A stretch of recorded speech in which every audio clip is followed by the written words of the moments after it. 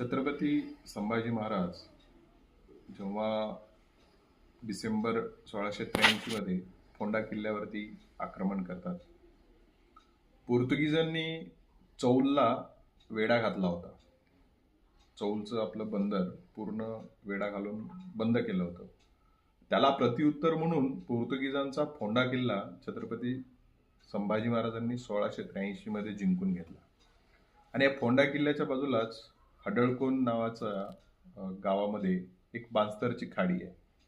ही बांस्तरची खाडी रयतेला येण्या जाण्यासाठी पोर्तुगीजांच्या राज्यात असताना 14 दुडू कर द्यावा लागत होता. दुडू हे पोर्तुगीजांचं चलन आहे.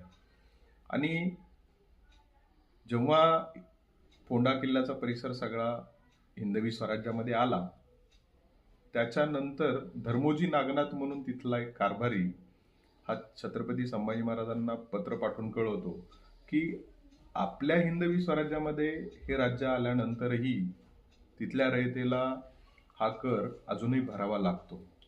खाडी पार करण्यासाठी तो कर द्यावा लागतो.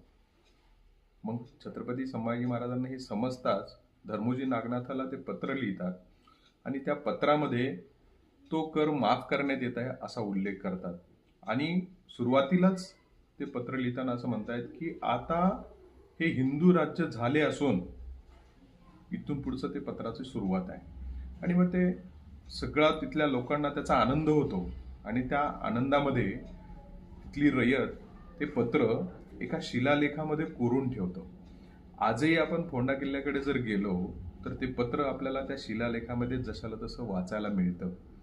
आपण गोव्यामध्ये कधी गेलात तर नक्की ते पत्र वाचलं पाहिजे.